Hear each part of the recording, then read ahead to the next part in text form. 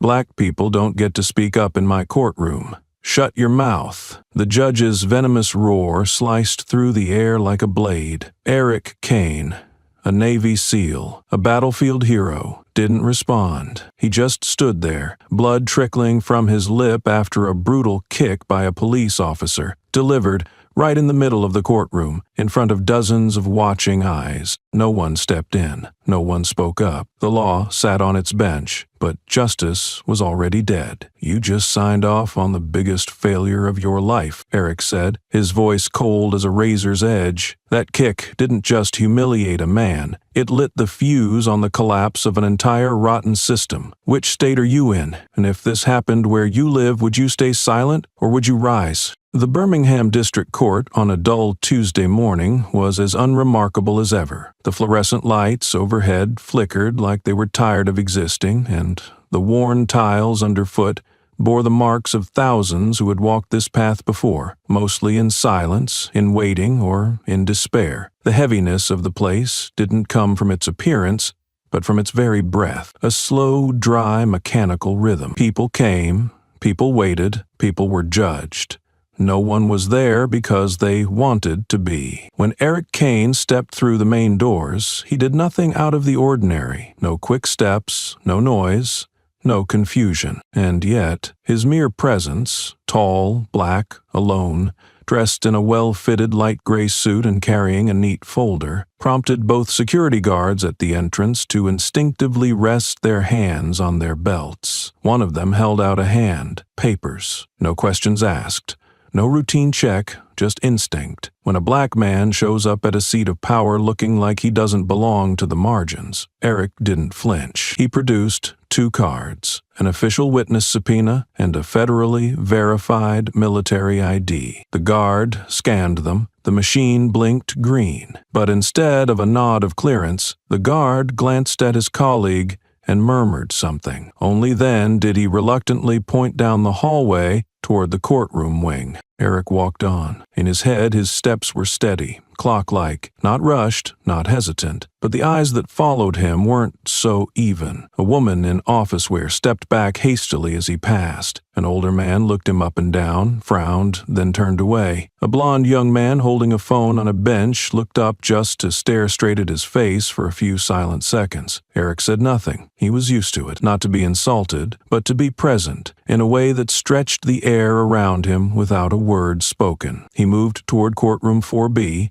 and handed his subpoena to the docket officer. The officer read the name on the card, then looked at Eric's face, then back at the card, as if trying to spot a mismatch. "Wait here." Just that. No chair offered, no explanation. Eric stood still, back against the wall. No anxiety, no impatience. He'd waited through sandstorms in the Middle East. He'd waited for teammates to be pulled from the line between life and death. A hallway soaked in the scent of sweat and ink wasn't going to break his calm, but he noticed that 3 different staffers had passed without greeting or acknowledgement, that the men in suits across the corridor were whispering while looking in his direction. 10 more minutes passed. Eric adjusted his cuff. His military ID sat in his pocket, unscuffed, perfectly aligned. But he knew, in a place like this, those things didn't always carry weight. A courthouse is where justice is said to live, but it's also where, if you show up with the wrong skin color, the wrong expression, the wrong posture, your ID might as well be plastic scrap, and you, a legal witness, a citizen with a clean record, could still end up standing like a stranger in the system. As Eric stepped toward the courtroom door and raised his hand to knock, a voice cut through from behind, clear, deliberate. "What are you doing here?" That voice was unmistakable. It didn't carry curiosity, nor the tone of the administrative protocol. It was the voice of someone used to the right to question, to doubt, to stop people in their tracks for no reason at all. Eric turned. In front of him stood a white man just past 50, heavy-set, a belt weighed down by police gear, and narrow eyes squinting with permanent suspicion. No name tag needed. One glance at the way he stood, one leg bent, shoulders wide like he owned the hallway, told you this man was used to making people stop just by standing there. "I'm a witness," Eric said calmly. "I checked in at the front desk. I was called to testify in the Bell case." The man stepped closer, eyes drifting down to the folder in Eric's hand, then flicking back to his face, like scanning for a tell. Then he smirked. Not a wide smile, but one full of implication. No raised voice, no accusation, just that little curl of the lip Eric had seen hundreds of times, at train stations, at airport checkpoints, during 911 calls he didn't make. "These papers look familiar. Where'd you get them?" "The court scheduling office sent them," Eric replied plainly. "I'm not here to argue." This time the man said nothing more, but he didn't leave either. He stood there, square in the way, gaze shifting from inspection to deliberate obstruction. The silence between them thickened. Not explosive, but not cordial enough to be dismissed as routine. No one touched anyone, no threats were spoken. But in the way Darren Cole rested his hand lightly on the gun at his hip, in the way he angled his body to block the hall, there was a silent power shaped by decades of being trained to distrust a certain kind of man. Thankfully, just then, the courtroom door creaked open. A staffer in a gray suit appeared with a roll book in hand. She paused, clearly taken aback by the scene. One black man blocked at the door, standing tall and calm. One officer squinting, like he'd caught someone red-handed. She glanced at her list, then at Eric. "Mr. Kane, sorry for the wait. Please come in." Darren didn't step aside right away. He looked at the staffer for a beat, then back at Eric. In his eyes was something like an unspoken warning. "I'll be back." But eventually he shifted half a step, just enough not to be accused of obstruction. Eric walked in without a backward glance. But he knew, and Darren knew. No threats needed saying. Every message had already been sent. In this place, some people are automatically valid. Others, even with all the right paperwork, are treated as anomalies that need control. The courthouse is where people place their faith in justice. But justice here isn't distributed evenly. It doesn't flow to those who enter calmly. It flows to those who keep control at the door. And Eric, with his upright posture, his steady eyes, his refusal to flinch, was clearly an exception the system had never learned to accept. Courtroom 4B was unusually crowded this morning. No one spoke much. Rows of time-worn wooden benches lined up in perfect symmetry, most already occupied. The white light from the ceiling fixtures made the air feel even colder. Everyone here knew that justice was not something easily grasped, and today it seemed more fragile than usual. Eric Kane sat in the witness section on the lap, shoulders straight, hands loosely clasped on his lap. He didn't fidget or force himself to stay still. His eyes didn't wander. They watched every movement in the room, the prosecutor's expressions, the clerk's subtle nod as she sorted documents. Across the aisle, Officer Darren Cole sat turned halfway, arms crossed. His eyes locked on to Eric the moment he entered the courtroom. No one noticed the stare.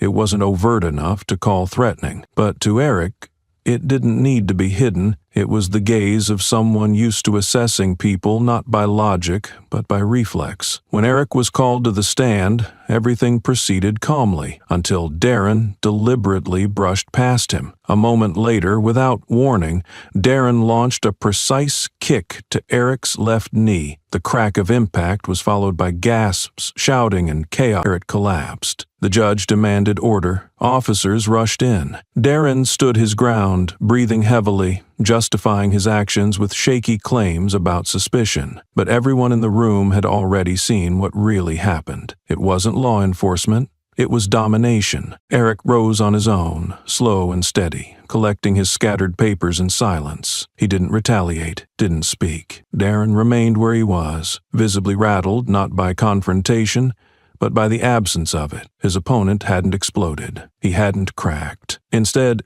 Eric simply stepped forward, close enough to silence the room, and said, "You don't know who I am." 6 words, delivered with calm and clarity, that pierced the courtroom silence like a blade. No anger, no threat, just presence, undeniable and commanding. Darren froze, not in fear but in uncertainty. In that moment, power shifted. The man who was supposed to be brought down hadn't fallen. He had just let Darren reveal himself, and that was more damaging than any rebuttal could have been. Eric returned to his seat as if nothing had happened, back straight, hands on thighs, gaze fixed. The courtroom never quite regained its rhythm. It wasn't disorder, but it wasn't routine either. Something had shifted. Everyone present, judges, lawyers, officers, and bystanders, had seen something they couldn't unsee. Not just a violent outburst, but a silent reversal, a crack in the illusion of control. And while the system scrambled to reassemble itself, only Eric Kane remained untouched, unshaken, the man who had just been kicked, and the man who, with 6 quiet words, brought everything to a standstill. Right after the trial ended, before anyone could leave the hallway, Eric Kane was invited into a back room labeled Witness Preparation Room, a space more often used for handling sensitive situations. No orders were given. No threats were made. They simply said, "We'd like to speak with you privately," just to keep things smooth. The room was small, yellow lit, with a round table. On the table, a glass of water, and a stack of blank paper face down. 3 people sat across from him, a court official in a dark suit with neatly combed hair, a mid-ranking police officer with no name tag, eyes trying to remain neutral, and a young female legal clerk with a notebook, never holding eye contact for more than 3 seconds. "We understand an unfortunate incident occurred," the suited man began calmly. "And first, on behalf of the system, we apologize if you felt disrespected." Not one of them said the word kick. No one mentioned Officer Darren Cole. The entire conversation revolved around the phrase "an unintended development." "We'd like to resolve this quietly," the officer added, "because as you know, things that happen in court, if misinterpreted, can affect public trust in the judiciary." Eric sat still, hands on his thighs,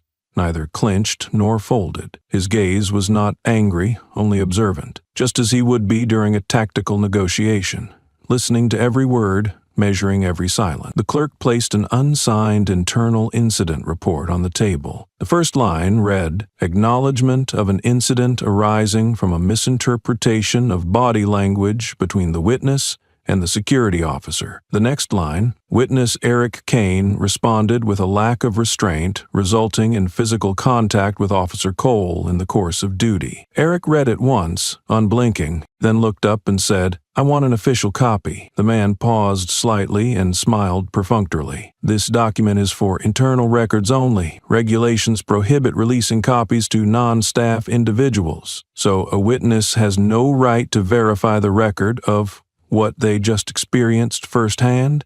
Eric asked quietly. No one responded. The clerk scribbled something in her notebook. The officer adjusted his collar. The suited man flipped through the report as if reviewing it, then closed it. "We believe you're a rational man, and this matter, if not escalated, will be closed properly." Eric said nothing more. He stood, gave a slight nod, and left the room. Outside, in the press area, reporters were scrambling for news about a different case. No one knew a police officer had just kicked a military witness in open court. That day's press release was brief and made no mention of the incident. The story was sealed internally, like hundreds of cases, quietly reclassified as procedural behavior management. The system was accustomed to rewriting reality in administrative language. They believed this time would be no different. What they didn't know was that someone in the back row of the courtroom, phone in hand, had recorded the exact moment they were trying to erase. In the last row, near the emergency exit,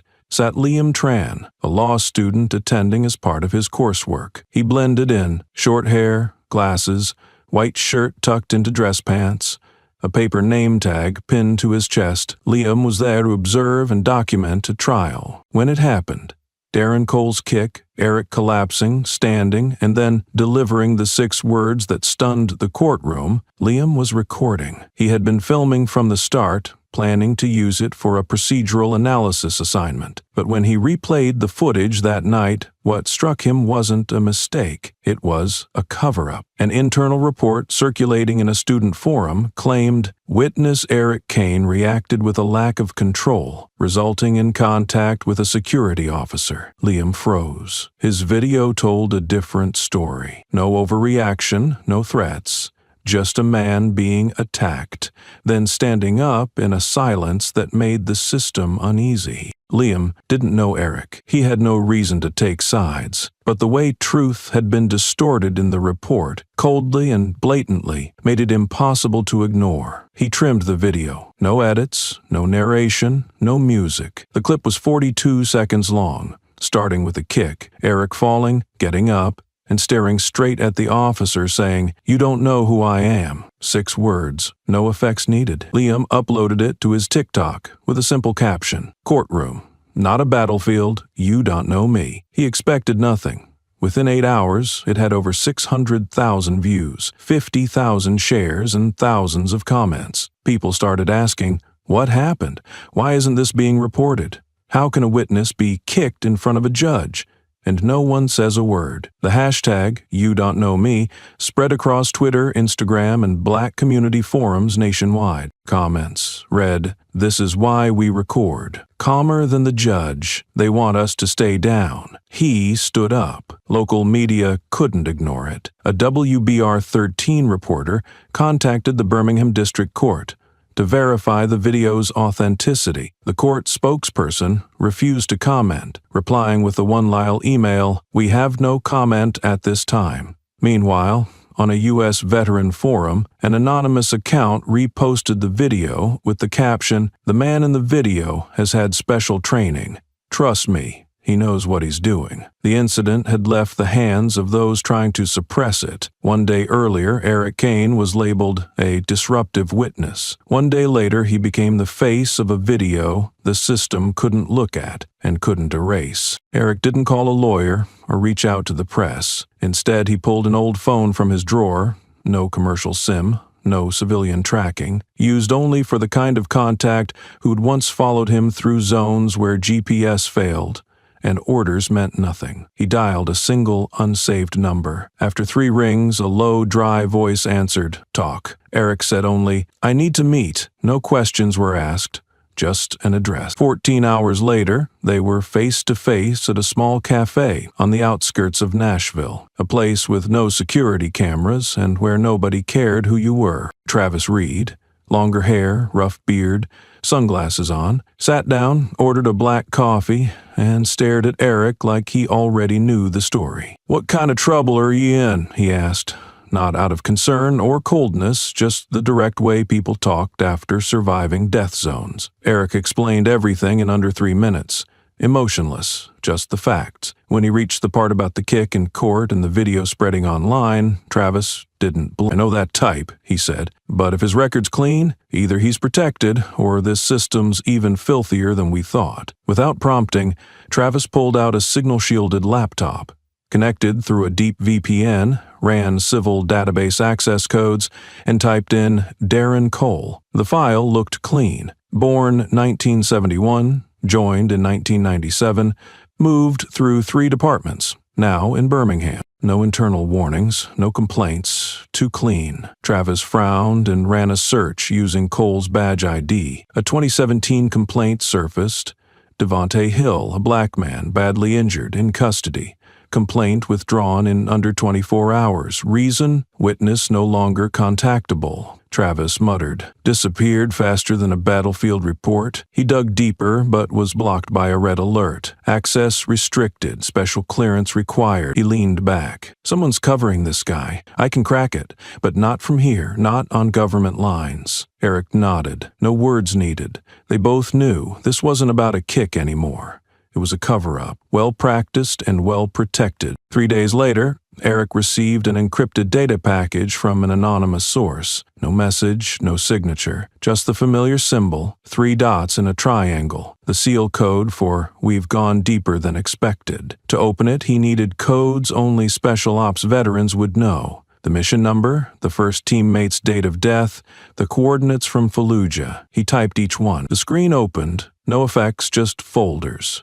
Internal records, disciplinary logs, pulled complaints, special handling. Darren Cole appeared at the center of a grid, his name connected to red dots, each one an unresolved case. Travis had done it right. Scanned complaints, accuser photos, and medical notes. One man, with brain trauma from falling into the patrol car. A 17-year-old is missing after filing a beating report. A black veteran, Marcus Ingram, died in a traffic accident with no footage. Others, no photos, no records, just the phrase, unable to contact. Eric read them one by one.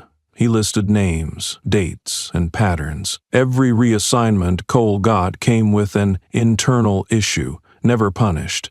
Every case ended with insufficient grounds for action. All victims were black. At the bottom was a system log. Who had accessed Cole's file in the last 3 years? 4 people. Each session is under 3 minutes. After each one, the file was altered. New ID codes. Someone had been cleaning the file regularly to erase traces. Travis added no comment. He didn't need to. The data was louder than any lawsuit. Eric closed the laptop and sat still, not to think, but to confirm what he already knew. This wasn't personal anymore. Not about him. Not about Andre Bell. This was a system trained to erase evidence, erase victims, and polish records for those who bowed in the right direction. "I'm going all the way," Eric typed in a secure message. No reply needed. He knew Travis understood. The men who once fought with guns were now fighting with data, and data, unlike testimony, doesn't lie. The first person Eric went to find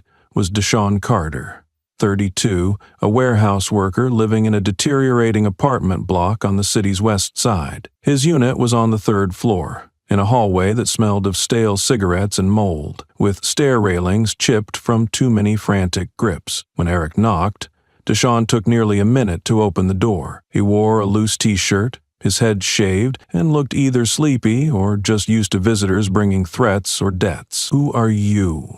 he asked, keeping the door barely open. Eric didn't answer immediately. Instead, he pulled a photo from his folder, an old arrest report of Deshaun for disturbing public order, with a redacted note. Travis had restored.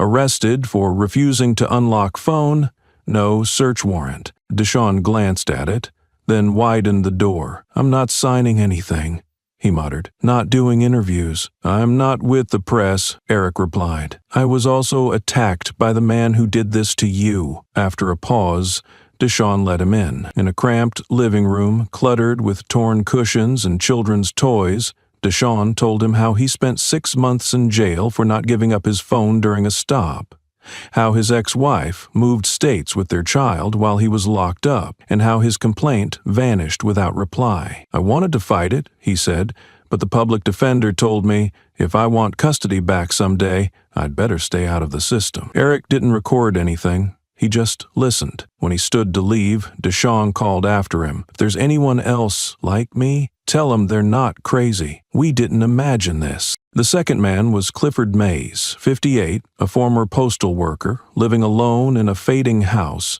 behind a rotted wooden fence in a quiet southern neighborhood. He opened the door cautiously, but when Eric said the name Darren Cole, Clifford's face turned pale. They sat in the backyard where Clifford usually took his afternoon tea. He recounted how 5 years ago, driving home from his daughter's, he was pulled over, asked to exit the car. When he opened the door and asked why, officers slammed him onto the hood, 3 ribs broken. "I've still got the hospital bills," he said, but no footage. The dash cam was malfunctioning. He filed a complaint, but no one responded. "And then?" Eric asked. "I withdrew it. I've got 2 grandkids. I didn't want them seeing their grandfather on the news with bruises." When Eric left, Clifford held his hand for a long time. "You're the first person to ask without telling me to let it go." On the drive back, Eric didn't turn on the radio. He didn't call anyone. Just watched the road, one hand on the wheel. As he turned off a street lined with identical houses, he whispered,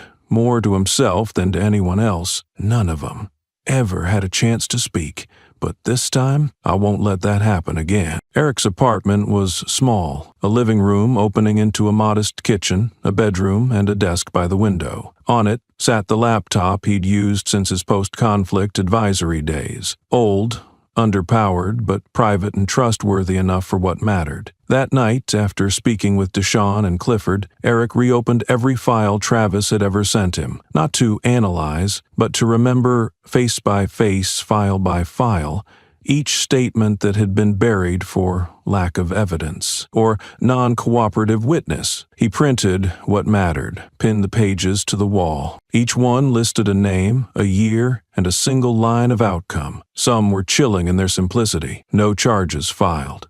No response. Victim not located. In the soft yellow light of his desk lamp, the room looked like a torn map of memory, each page a point where someone had collapsed in silence. He didn't mark them in red or link them with string like a crime show. He just left them, aligned, quiet, not sensational. When Andre, his cousin, walked in, he stopped at the doorway, his eyes scanning the wall of records before resting on Eric. They were silent for a moment. Then Andre asked quietly, "You're not doing this just for me, are you?" Eric turned. No smile, no denial, just a nod. At first, yes, he said. Now, it's more than that. Andre sat down beside him, looking at Deshawn's photo behind bars and the words under Clifford's name. 3 ribs broken, no medical record. He leaned forward, elbows on knees, trying to breathe steadily. "How many more like this?" he asked. Eric didn't answer, because he didn't know. Maybe 30?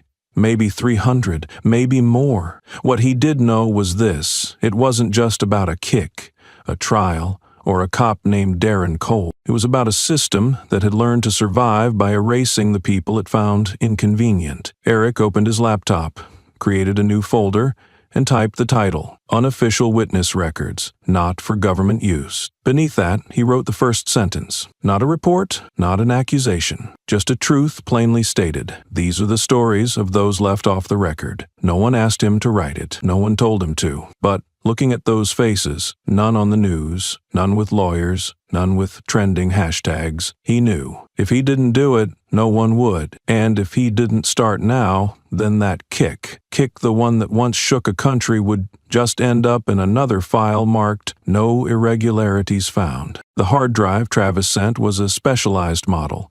Metal casing, powder-coated, no logo, no branding. Inside wasn't just data. It held years of suppression, manipulation, and cover-ups. Eric plugged it into the computer. The screen lit up with a triple encrypted folder. Its name wasn't flashy.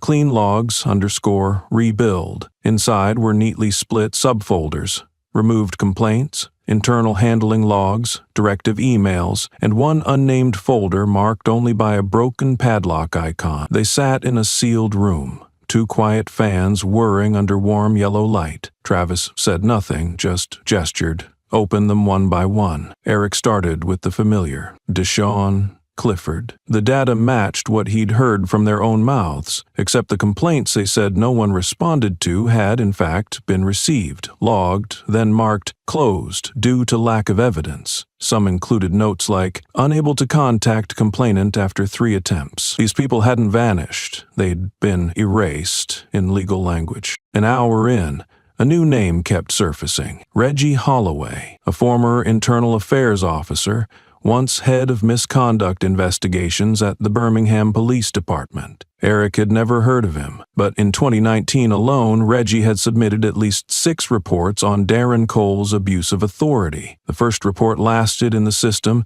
exactly 36 hours before being tagged under review. The second, less than 2 weeks later, was flagged by a superior. Caution advised in making unsupported claims. Each subsequent report got shorter, from 10 pages to 6, then 4. The final one was just a page and a half, a list of incidents.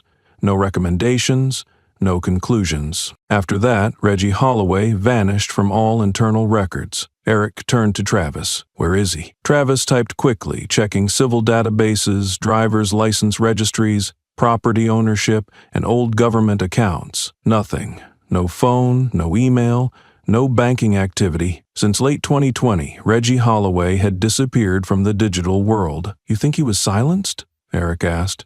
Not as a question, but a test of his own instinct. Travis paused, then said, I won't say for sure, but if anyone ever tried to bring down Cole, it was him. And judging by this system, he didn't leave for health reasons. Eric leaned back, hands clasped in front of his mouth. The silence in the room wasn't for lack of data. It was because that silence said everything. People had tried to speak up, and now no one knew where they were. Darren Cole wasn't working alone. Someone was behind him, and someone once tried to break that chain, only to disappear like they never existed. Eric drove to the last listed address for Reggie Holloway, a single-story home in a quiet suburb 10 miles out from downtown. The house looked abandoned. Knee-high grass, dusty windows, a mailbox overflowing with yellowed flyers. Eric knocked 3 times. No answer. He tried the old number. Disconnected. An elderly neighbor across the street stepped outside, teacup in hand. She looked at him with wary curiosity. "Mr. Reggie doesn't live here anymore," she rasped. "Left suddenly 2 years ago. Nobody said where. Some say he was sick, others said he was transferred, but no one's seen him since." Eric thanked her and returned to his car. On the drive back, he reopened the unnamed folder Travis had included. At the very bottom was a single file with no clear label, just a code, RH_47_final draft PD. He opened it. 11 pages, a draft report in internal formatting, unfinished, heavily edited. The working title read, "Evidence of Enforced Silence and Record Reconstruction, the Case of Officer DC." The document detailed specific incidents involving Darren Cole, brief summaries, complaint submission timelines, and how each was handled. It exposed a clear pattern. Complaint submitted, signs of misconduct appear, file held for 48 hours, then marked either insufficient evidence or complaint and unresponsive. There was even a chart tracking how often Cole was reassigned after each accusation. The pattern was unmistakable. On the final page, the report abruptly cut off. No summary, no conclusion. But beneath the text, a scanned handwritten note read, "I don't know if I'll ever see this report again once I send it, but if I disappear, at least it's still here. March 8th. Eric sat in silence. The only sound in the room was the ceiling fan spinning above. He stared at the screen, not for more answers, but because he realized he was looking at someone's final testimony. He copied the file to his personal drive, flagged it with a red icon, then printed a hard copy and pinned it to the wall above his desk. A once empty space among the photos of victims now held someone different. Not a victim, but someone who had once spoken up. Travis called soon after. Eric turned the camera toward the wall. Travis saw the report and nodded. "Still intact?" Eric nodded back. "Enough to publish." Without hesitation, Travis replied, "Then we publish." This time, they didn't just have evidence. They had a voice that had once been silenced, but not erased. A draft that survived. And to Eric, that was enough. The truth didn't have to be complete. It just needed someone to carry it forward. The message arrived at 11:41 p.m. No sender name, just a coded string from the secure messaging app Eric used exclusively for sources needing absolute anonymity. The content was a single sentence. "You need to hear this. Tell no one I was there." No further details. No stated intent, but some messages don't need to say much. They only need to arrive at the right time, and Eric knew this was one of them. They met in an abandoned parking lot behind an old suburban church, once used for community aid drops, now reduced to cracked asphalt and flickering street lamps. No cameras, no good lighting. Eric arrived first, parked 10 meters from the gate and waited in silence. 5 minutes later, another car pulled up. Headlights left on. The person who stepped out was a compact woman in a low baseball cap, oversized gray hoodie, and carrying a sealed brown envelope. She walked straight toward him. No handshake, no introductions. "Naomi Briggs, Patrol District 8, she said. "I'm not here to file complaints. I'm here because I refuse to die quietly." Eric nodded. She placed the envelope in his hands. Inside, printed internal emails, executive meeting transcripts, and, most notably, a blue ink handwritten notebook.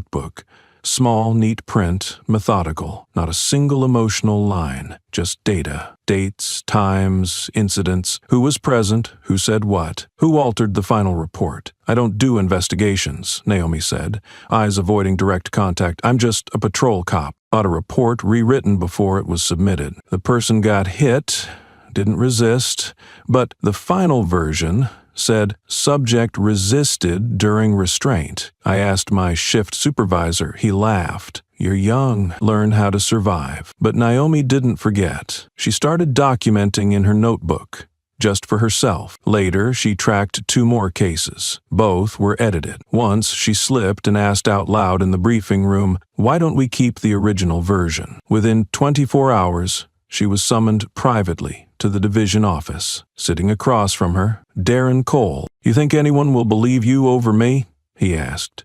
His tone wasn't loud, but every word landed like a nail. You're new, you're a woman, you're a person of color. Do you even know who you're up against? Naomi didn't respond. He stood, shoved a stack of files across the table, her name on top, probationary evaluation, and a memo citing conduct suggestive of procedural disruption. He didn't need to say more. She got the message. From that day, Naomi stopped talking, stopped writing, but she saved everything she'd seen. Drafts, temporary logs, emails that vanished from the server after 30 minutes. She planned to quit. Her resignation letter was typed, saved on a USB. But then, the video surfaced. The kick in court. Eric's face as he stood back up, and those 6 words. I knew if I didn't speak now, Naomi said, voice low, I'd never have the courage to again. Eric didn't press her. He took the envelope and nodded. Naomi turned and walked away.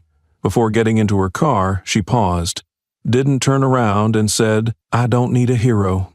I just need to know I'm not crazy. After Naomi left the lot, Eric didn't go home. He drove straight to Travis's apartment. They met in silence, the dim glow of the workspace just enough to read documents. Travis didn't ask who Naomi was or why the meeting happened so late. He simply opened the envelope, slipped on thin gloves, and began scanning each item into an encrypted system. Within the hour, they had everything digitized.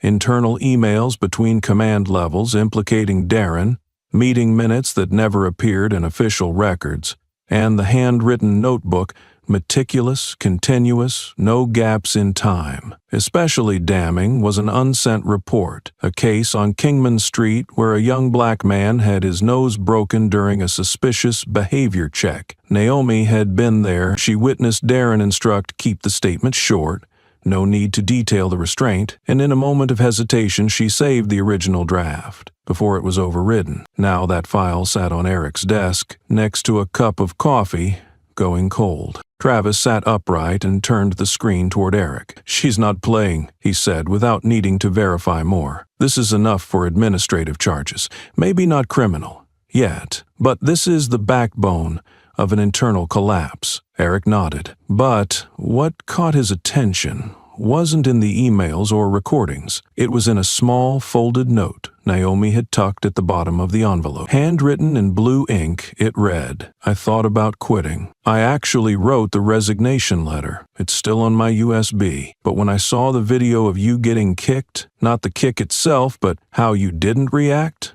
just stood and said those 6 words, I realized some people do the right thing not because they aren't afraid, but because they're done living in fear. I don't want to live that way anymore. At first light, Eric picked Naomi up. She wore civilian clothes, brought the USB and the original notebook. They didn't speak on the drive, but when they arrived at the office of an independent witness advocacy group, where a neutral legal rep was already waiting, she stopped at the door, turned to Eric. I'll testify, she said. I'll say everything, but there's one thing you have to promise me. Eric looked at her, waiting. When this comes out, Naomi said, her voice calm like a final plea, don't let anyone say I stayed silent too long. Eric didn't answer with words. He nodded, not to reassure, but as a promise, because he understood that feeling, that sense of being made an accomplice just for not having the strength to fight an entire system. Naomi walked into the building.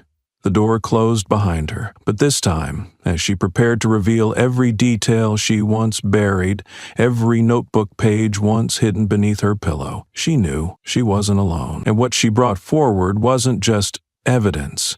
It was the one thing the system fears most, someone who used to stay silent, now refusing to anymore. On Monday morning at 8:02, Eric Kane walked through the glass doors of the Birmingham Police Department. He came alone, no media, No protesters outside, just a black man in a black shirt and gray slacks. No briefcase, no badge, only a slim, sealed, brown envelope, handwritten in black ink on the front, for the operations chief only. Do not open unless you are the intended recipient. The main lobby was quiet at this hour. A desk officer looked up, blinking at the unfamiliar face. "Can I help you?" he asked, in the cautious tone reserved for unannounced visitors. Eric kept it short. "I need this to reach the right person," he said, placing the envelope on the counter. "No signature needed, just don't hand it to the wrong hands." There was no threat in his voice, no defiance in his eyes, only clarity. The officer glanced at the envelope, then back at Eric. The man wasn't in uniform, didn't give a title, but something about the way he stood, upright, hands open, eyes steady, made the officer hesitate to ask anything more. "I'll pass it on," he said. Eric nodded and walked out. He didn't stop at the door, didn't look back toward the command hallway, didn't leave any promise of return. He simply left. When the glass doors closed behind him, no one in the lobby knew who he was. No one knew what was inside the envelope. But one thing was certain, the recipient would. Inside was everything. A copy of the Reggie Holloway report, once vanished without a trace, Naomi Briggs' notebook, handwritten records of Darren Cole's threats, violations, and cover-ups, a chart of tampered victim files, complete with original case numbers and timestamps of edits, and finally, a brief 3-letter letter. "I don't need a response, but I want to see how you react when you no longer control the narrative." No name, no signature, but in the bottom right corner, a small symbol, 3 dots in an equilateral triangle. Those who'd served in special operations would recognize it, and those running an opaque system would understand. It wasn't random. Word of the envelope spread internally within hours. No press covered it, no tweets leaked, but on the 5th floor, where the operations chief's office sat, the tone of meetings began to shift. Questions about old case files resurfaced. Admin staff started reprinting 2019 reports. A legal supervisor filed a request to review complaints previously closed. No one said it out loud. No one stood in front of cameras. But people started exchanging longer than usual glances, silent questions. Who still has what? And in that silence, one truth emerged. This pressure wasn't coming from the outside. It was coming from within, from someone they thought was down, but who was now rewriting everything with a silence they could no longer control. The Tuesday morning meeting on the 5th floor proceeded like any other. Department updates, media tracking, city directives. 10 people sat in the room.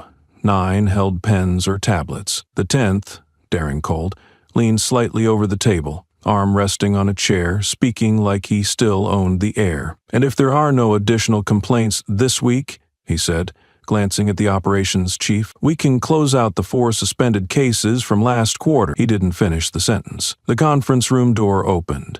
An admin assistant stepped in, holding a brown envelope. "Sorry, urgent delivery from the reception desk," she said, placing it in front of the chief. Addressed directly, no dispatch order attached. The chief frowned, reading the handwritten line. "For the operations chief only. Do not open unless you are the intended recipient." No one spoke. No one asked what it was. But when his eyes drifted to the sender's corner, Eric Kane, the room fell silent, like someone had pulled the plug on the air conditioning. Darren Cole froze mid-sentence. He looked at the envelope, then directly at the chief. No one shouted. No one pulled a gun. But in that single breath, the power he'd used to dominate the room faltered. The chief didn't open the envelope. He placed it beside him, hand still resting on the table. For the rest of the meeting, Darren said nothing. No one mentioned his name. No one referred to the contents. But everyone knew it was there, and that its presence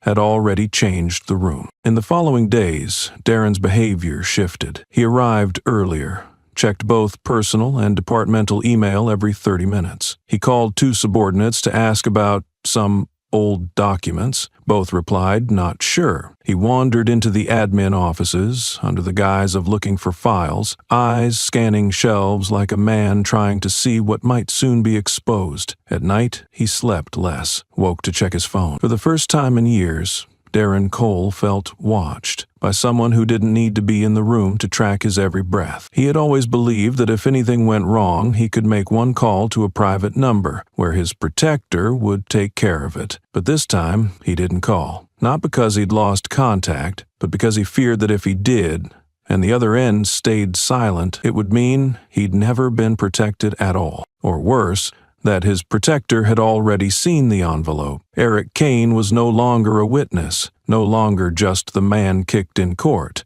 In Darren's mind, he was the kind of man who walked like he had nothing left to lose and therefore couldn't be controlled. A man never invited, but always arrived at the right place. A name mentioned but never summoned. A rising undertow Darren couldn't predict, maybe couldn't even see coming. At the department, no one said anything aloud, but a few people began looking at Darren differently. Not because they knew the truth, but because they smelled something the powerful are never supposed to give off: fear without a name.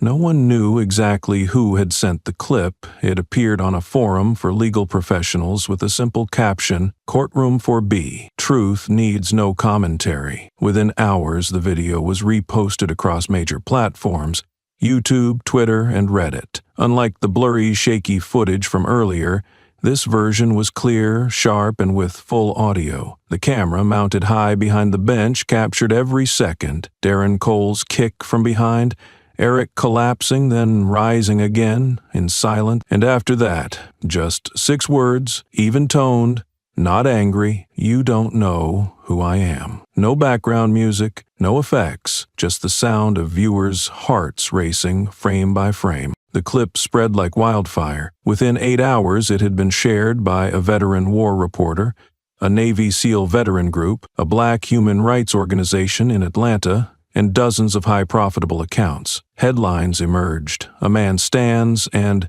"The system trembles." What happens when justice is kicked down and doesn't step back? And the simplest, most shared: "You don't know who I am." 6 words. 6 direct blows to a system that thought it could silence people by pretending they didn't exist. In the comments, no one asked who was right or wrong. They spoke about the feeling of seeing someone not shout, not beg, but still make a powerful step back. Many veterans, those who had served with Eric, began posting. No classified details, no legal disclosures, just this: "We know who he is, and he has nothing left to prove." Eric made no public statement. He didn't post. He didn't share the video. He kept working with Travis, Naomi, and the other witnesses. But the video's impact grew beyond expectation. That evening, 3 national news networks aired the clip in full. No edits, no muted sound. WNT's lead anchor opened with, "In an age of edits and overlays, this may be one of the few videos that needs no explanation." In multiple cities, the phrase, "You don't know me," began appearing on walls, billboards, and plain T-shirts. But for Eric, truth wasn't in slogans. It lived in the quiet shift of a generation tired of being categorized as acceptable loss. Those 6 words weren't a declaration, they were a warning. And this time, the entire nation heard it. Less than 48 hours after the video went viral, the city's legal department held an emergency press conference. No apology on the backdrop. No words of accountability. A spokesperson in a gray suit, calm voice, weighed down by calculation, addressed a wall of microphones. In the video currently circulating, law enforcement responded to signs of provocation and non-compliance in the courtroom. "We urge the public not to rush to judgment without full context, and to recognize that the spread of such images may endanger the safety of law enforcement personnel." No mention of Eric Kane, no mention of Darren Cole. But everyone knew the message wasn't about the incident.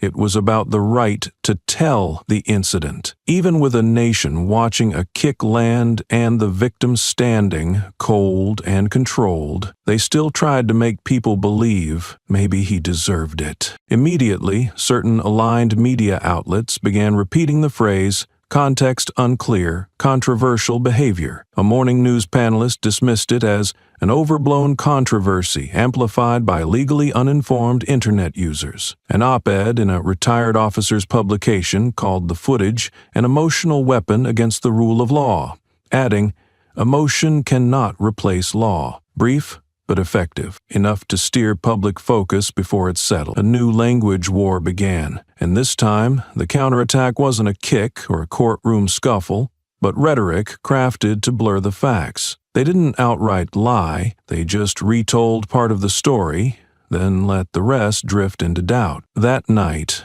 in a quiet meeting between Eric, Travis, and Naomi, Travis proposed, "We have more footage, witness statements, Reggie's file, release it all, shut this down." But Eric shook his head, eyes on the wall of black and white photos in his apartment, the victims whose records had been quietly erased. He spoke slowly, no emphasis needed. "No, let them speak, let them think.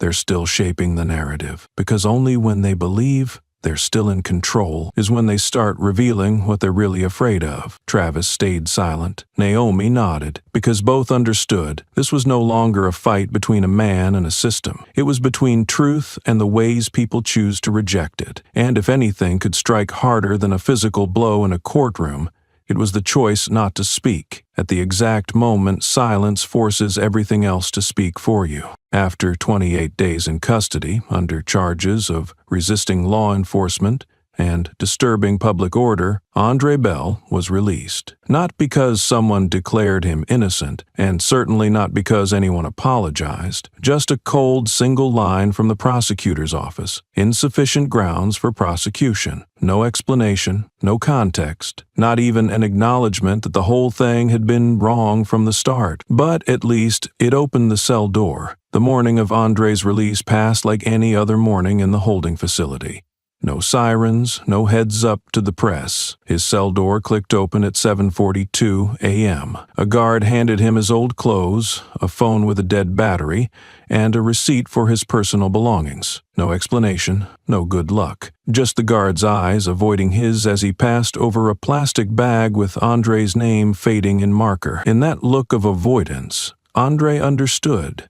Even the people holding the keys didn't want to face what they'd just been part of. Eric was waiting outside, leaning against his car, no flowers, no hashtag t-shirt, no film crew. Just him, in a dark coat, hands in pockets, eyes that no longer needed to question. When Andre stepped through the last gate, neither of them spoke for a few seconds. Then Andre walked over, and they embraced. Not in victory, but because they no longer had to suppress what they felt. Andre didn't ask why it all happened. He didn't bring up the kick, the courtroom, or the viral video spreading across news feeds. He simply stepped back, looked his cousin in the eye, and said in a hoarse voice, after nearly a month of speaking only 3 minutes a day, "I don't know who helped me, but I know it wasn't the system." Eric didn't answer. Any words would have meant nothing. He knew Andre wasn't looking for confirmation. What he'd just said was the most honest thing spoken since the beginning of all this. The system didn't restore dignity. It merely withdrew its accusation quietly, like it had done nothing at all. On the drive away from the facility, Andre sat in the passenger seat,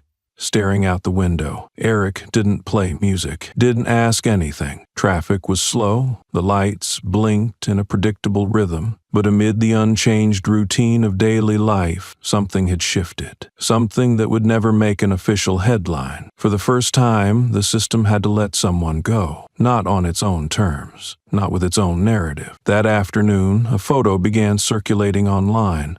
Andre standing outside the police station, hand in hand with Eric, both facing the building he had once entered in hand. No smiles, no victory fists, but in the way Eric's shoulder blocked the sun from Andre's face, something clearer than any press release was visible. People don't need forgiveness when they've done nothing wrong. They just need to be freed and seen as who they truly are. Less than an hour after Andre stepped out of jail, 2 news vans, a local reporter, and at least 3 amateur videographers were already outside Eric's house. They weren't calling for Andre.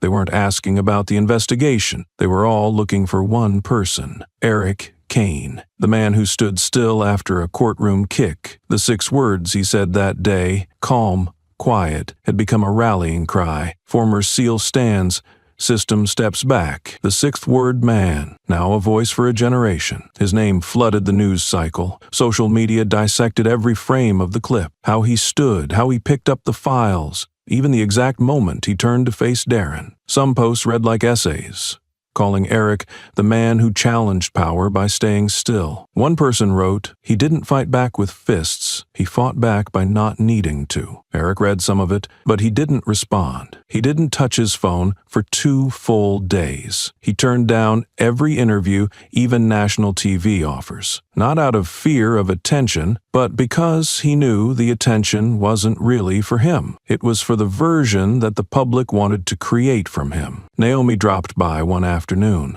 bringing a few notes and a warning. "You need to speak," she said. "If you don't, someone else will speak for you, and they'll get it wrong." Eric stood leaning against a chair, eyes out the window. He didn't disagree, but he didn't promise either. "I don't speak to be heard," he said slowly. "I speak to make people hear themselves. And for that, I don't need to be on TV," Andre asked. "To?" Not with words, but with a look. After everything that had happened, why was the man who turned it all around now choosing silence? Eric simply replied, "Because real voices don't need a mic." That day, as the 2 finalized legal paperwork at the courthouse, a passerby captured a short video. Eric and Andre walking out of the federal building, surrounded by dozens of cameras, scattered questions, and a crowd that wasn't sure whether it was cheering or expecting a performance. Eric said nothing, didn't bow, didn't nod. He just walked Andre forward. At the midway steps, he paused, briefly, not dramatically. He turned slightly, eyes scanning the lenses, the microphones, the raised hands. No frown,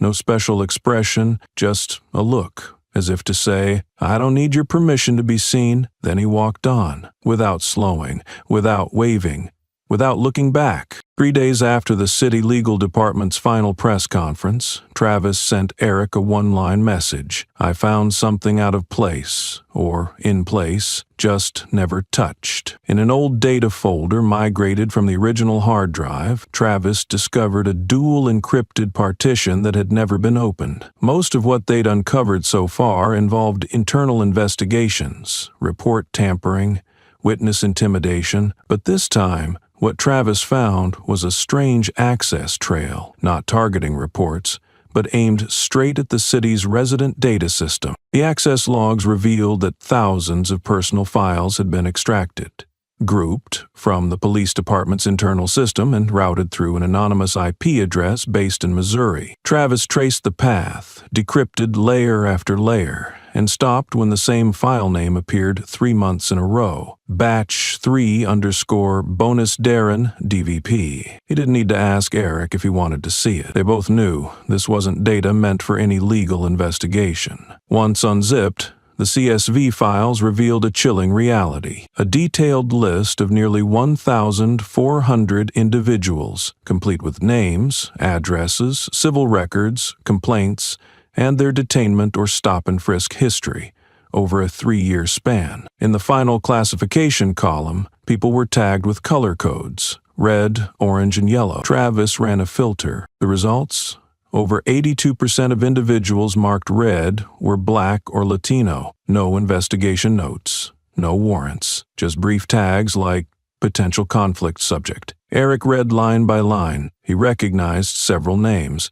Some were victims who had quietly come to him before, but what made his hands tighten was this. Several on the list had filed formal complaints, and later lost contact. Travis kept digging. After nearly 4 hours of cross-referencing, they identified the receiving system, a server owned by a private company called Gardix Analytics, specializing in behavioral risk assessment solutions. This company had secured a subcontract from the city government 3 years earlier to assist with predictive neighborhood security mapping. "You sure this is civilian data being funneled out?" Eric asked, eyes locked on the screen. Travis didn't nod. He just swiped to reveal another spreadsheet. In it, a June 2021 payment record listed compensation field insight DC. Next to it, a $22,800 0 cents payout, with the note, based on frontline data extract batch 3. Eric didn't need anyone to confirm DC stood for Darren Cole. He'd seen the breadcrumbs before in departmental commendation reports that praised Darren as a trusted source of field intelligence. But now,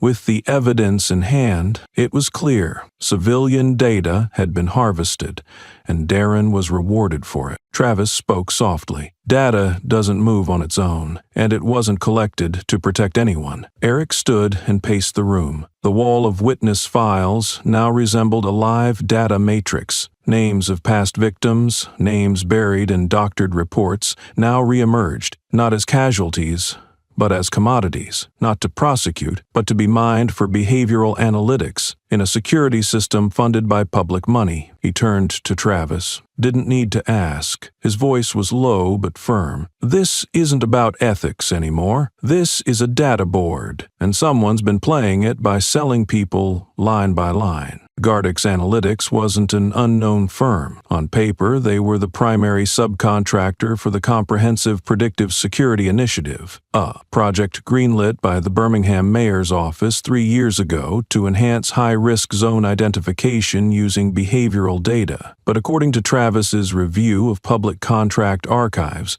Gardix was only authorized to model patterns, not access raw field data. So, how did Darren Cole manage to transfer the Batch 3 files, full of civilian names, addresses, and legal statuses, into their system? The answer lay in an internal commendation Eric had previously ignored, a quarterly bulletin from last year mentioning notable contributions. Under that section, Darren Cole was named for proactively collaborating with strategic partners to expand conflict prediction models. The language was polished, but Travis tracked the timeline. 2 weeks after that bulletin, Gardix issued a special processing bonus to a shell account. An account, according to federal banking records Travis accessed, linked to one person, Darren Cole's ex-wife. The transaction was labeled Supplementary Communications Services, but after comparing the chain of payments across 3 similar files, they found an undeniable pattern. The total value of those transfers matched exactly the number of leaked batch datasets. Eric didn't need any more theories. It was all clear now. Darren had sold civilian data, leveraging his position to a private firm under a city-backed contract, and to obscure the trail, payments were laundered through family ties. Travis pulled up one more attachment. The name silenced them both for a moment. Victor Langley, Strategic Projects Director for the Mayor's Office, the official who signed the original Gardix contract. Also, the same person who approved Darren's field analysis bonus. And now, Langley was the frontrunner for the upcoming mayoral election. The handshake between government, private contractors, and law enforcement was no longer a theory, it was a network. Every unwarranted stop, every questionable arrest, every redacted report fed the algorithm, and from that algorithm, companies like Gardix produced community risk assessments to request more funding, more contracts, and to issue field contribution bonuses to officers like Darren, who didn't need airtight reports, only enough data to trigger the label of potential risk. You see the loop? Travis asked. They generate the threat, then use the threat to ask for more money to protect people from the threat they created. Eric stood still, eyes fixed on the bolded line in the contract. Data is the key determinant of funding model success. He didn't need more explanation. The people labeled red weren't system targets, they were resources. Every wrongfully jailed black person, every misclassified stop, was a profit unit in someone else's portfolio. And Darren, the cop who launched a kick in open court, wasn't a rogue actor. He was a broker, not driven by loyalty, not by ideology, but because he understood one thing. As long as he kept producing valuable data, he was immune to law, to the press, and to the conscience of those who paid him. 3 days after encrypted documents proving Darren Cole had shared civilian data with Guadix were sent to a group of independent investigative journalists, quiet ripples began spreading across state-level law enforcement agencies. There was no official statement, no public correction, but suddenly, names once stable in the background began appearing in internal emails, personnel transfer lists, and in the headline strips of political beat columns, each now paired with a question no one wanted to hear. Who signed off? Among the names quietly surfaced by reporters, at least 3 were from the State Office of Budget Oversight. These individuals had approved millions in funding for public security coordination programs, and validated Guadix's exceptional efficacy through data models in which Darren had played a crucial part. 2 of them abruptly filed for leave, citing personal reasons, approved with suspicious speed. The third didn't file, but was reassigned to a nebulous position: Specialized Advisor in Non-External Administrative Affairs, a title with no real function and, more tellingly, no phone. Former panelists on innovative public data security, former authors of journal essays on balancing privacy and protection, former TV experts in freedom and risk, all vanished from the media radar. No more interviews, no quotes, their social profiles scrubbed, search results buried on page 5, as if they had never shaped state policy. Watching the pattern, Travis said to Eric, not quite sarcastic, "They're pulling bodies off the stage, not retreating, repositioning the defense." Eric said nothing. He'd seen this before. In war zones, intelligence briefings, even inside the military itself. When information starts to crack, power structures don't collapse right away. They contract. They push the weak links outward to keep the core intact. 48 hours later, a closed-door meeting was held at a lesser-known state government annex, typically reserved for emergency coordination. Present, judiciary reps, department heads, and 3 individuals introducing themselves as media crisis specialists. No independent legal monitors, no press, no representatives for communities affected by the data leaks, no one representing justice. In that meeting, no one asked, "What did Darren do?" The real question was, who knows what Darren did and who's next? The objective wasn't clarity. It was containment, damage control, and, if necessary, creating a public version of events polished enough to pass for the full truth. In his office, Eric monitored the developments in silence. He didn't celebrate resignations or exposure. He understood too well. This wasn't the fall of a system. It was its survival instinct. Systems like these knew what to cut to protect the core. And when someone disappeared from the power map, it didn't mean they lost. It meant they were hidden, moved out of the blast radius before the wreckage. On Wednesday morning, a brief article appeared on the front page of Capitol Watchdog, the state's political watchdog publication. No photo, no dramatic lead. Just a headline so precise it was suspicious. Officer linked to civilian analytics firm Internal Review launched. 2 names were listed: Darren Cole and Jonathan Mercer, deputy admin chief in charge of coordinating contracts with private contractors. Eric didn't need to read further. The system had chosen who to burn, not out of conscience, not out of justice, but because the moment had come to offer up someone, just enough to preserve the rest. 2 hours later, a journalist source sent Travis a screenshot of an internal memo from the State Budget Oversight Committee. It instructed a tightening of payment procedures for municipal behavior analytics programs, and full cooperation with the Inspector General's investigation concerning one DC. Travis skimmed the memo and said, "They're rewriting the story. Darren's going to be the only problem they admit, so nothing else has to be." Eric gave a faint nod.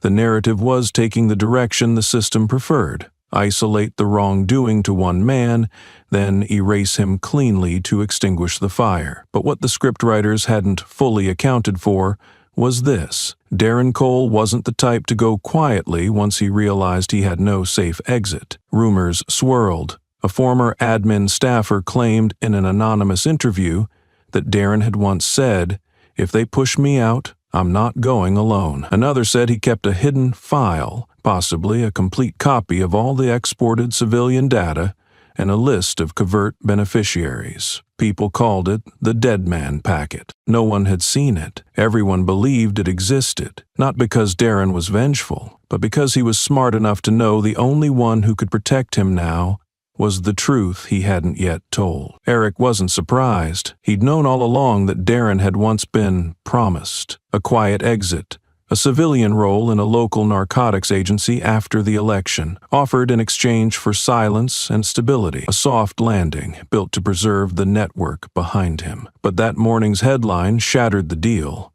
Darren's name was public. No more cover.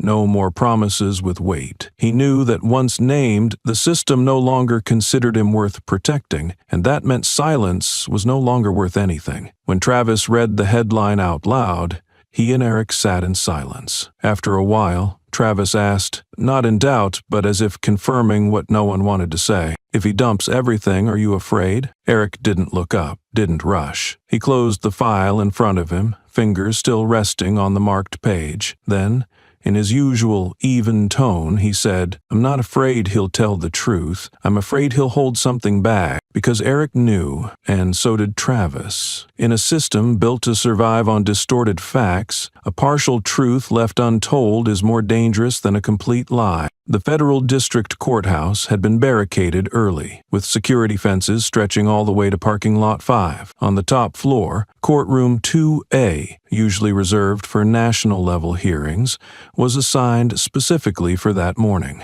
The crowds didn't come just out of curiosity. They came because, for the first time in nearly 3 months of leaks and debate, a person, not a press release, not a legal representative, was going to stand in court and call by name the things that had long been kept outside the record. His name, Eric Kane. His title that day, key witness for the federal prosecution. But for most present, he was something the system had never truly faced, a witness who needed no redemption, no plea for credibility, no settlement. A man who had walked through the center of a courtroom assault, past the noise of media cycles, and now directly into the heart of a system that once believed it could bury truth in legal language. Darren Cole was present, not as the accused, but as a witness under challenge, a position that no longer allowed him to hide behind a uniform or procedure. He sat 3 rows away from Eric, wearing a gray suit, his face expressionless, but his fingers constantly turning a pen. No lawyer sat beside him. This was not a criminal trial. But everyone knew every word spoken today could shape the charges of tomorrow. Eric took the witness stand at 9:47 a.m. With no dramatic opening, no thanks to the panel. He stated his name, his retired military rank, and his connection to the case. Then began. His voice was steady, slow, uninterrupted. He described the kick plainly, without emotional framing. Then he listed the points of contact between Darren and Guardix, dates, times, document codes, data transfer trails. Every point was submitted with printouts bearing digital forensic stamps from an independent auditor. No one interrupted him. No one asked him to clarify. Every sentence was backed by data, and every data point had a verifiable source. When Eric finished the first part of his testimony, no one applauded, but the room was so silent that the click of a pen lid from the court reporter sounded strangely loud. The presiding judge, a federal magistrate known for her stone-faced demeanor, asked one question: "Does the witness request cross-examination rights?" Eric nodded. For the first time since entering, he turned to the right and looked directly at Darren. They had faced each other before in court, but then it was a kick. This time, it was a look. No downward gaze, no hostility, just a direct stare, as if to say, "Now speak." But speak in front of everyone. Darren leaned slightly toward the mic. He didn't speak right away. For a few seconds, he just breathed, maybe to steady himself, maybe to test if he still had control. But Eric didn't wait. He held his gaze and said, "I have one question." The entire room turned toward him. Eric repeated, eyes locked on Darren, "What was the description?" Darren didn't look up immediately. He knew the question was short. He also knew it wasn't part of any standard cross-examination script. But for someone used to controlling rooms with posture, eye contact, and unspoken authority, being forced to confront a question without a legal template to hide behind was something he had never trained for. What was the description? 6 words. Simple, no emphasis, no change in tone, but the room froze. The court stenographer's keystrokes slowed, then stopped. One of the panel members, idly spinning a pen, halted. Every gaze turned to Darren, not for an answer, but for the moment when the system had no place left to look away. Eric didn't shift. His stare held firm. There was no anger in it. No pity either. Only one thing: accountability. Not between 2 men, but between one man and everything he had ever represented. Darren swallowed hard, lips pressed together. His hand remained on the table. Nearly a full minute passed without interruption, not even from the judge. Everyone understood this was a moment beyond legal procedure. It was what every hearing before had missed: confrontation. At last, Darren spoke, but it wasn't an answer. He said, "I followed protocol." The words landed in the room, neat, measured, technically correct, but hollow, like the thousands of internal reports sealed with that same phrase. Not wrong, but not right. It didn't save anyone. It didn't hold anyone accountable. It merely existed as a thin coat of paint over deep structural cracks. Eric didn't respond right away. He just watched. A few people in the room turned to one another, not because of the response, but because the real admission was elsewhere, in Darren's refusal to say what everyone already knew. Then Eric spoke. One sentence, no longer than the first 6 words, but this time it stamped itself into the room. No one gets shot by protocol. People get shot by a wrong description. Another pause followed, one that stretched not just in the courtroom, but across live streams, legal forums, and communities long labeled at risk for how they lived, dressed, or the skin they couldn't change. That sentence sliced through behavior algorithms, security risk models, and internal classification spreadsheets. It asked the core of the system. When an officer acts, when a system flags someone for monitoring, what's the first description used? And who wrote that description? The media called the exchange 6 words that ended the silence. Not because it explained everything, but because it shattered something the system had depended on for too long. The silent agreement that the initial description was never to be questioned. That very afternoon, the federal chief judge's office issued a directive to reopen the entire state's risk assessment system and to audit all existing records marked Special Subject. An independent investigation committee was formed within 48 hours, and from that day forward, no outlet referred to Eric Kane as the man who was kicked in court. They used a different phrase, the man who asked what no one dared. Eric stepped down from the stand without another word. He didn't look back at Darren, no nod, no expression. He simply walked forward, past the rows of seats, past the flood of eyes, and past everything that had once tried to trap him in a false definition of danger. He had said enough. Naomi showed up in the evening without warning, carrying a matte Declic document bag. No logo, no labels. She didn't enter in a rush. Everything about her was tight, short, and coldly restrained. "I found some things in the internal backup storage," she said, setting the bag on the table. "They thought triple encryption was enough, but they forgot one thing. I used to be the one inputting the data." Inside were stacks of printed documents, each sealed in plastic, stamped in bold red in the top corner. Confidential, do not distribute. Travis and Eric sat in silence, flipping through the files. These weren't complaints. These were administrative documents, generated, logged, and flagged by the system itself as not for sharing. Each file had 3 parts: initial account, internal review, and a case closing summary. But what made both of them go still wasn't the content. It was how eerily identical the cases were. Victims beaten after traffic stops. Complaints filed. Within 48 hours, the file was moved to oversight, but complainants lost access. 1 week later, it was marked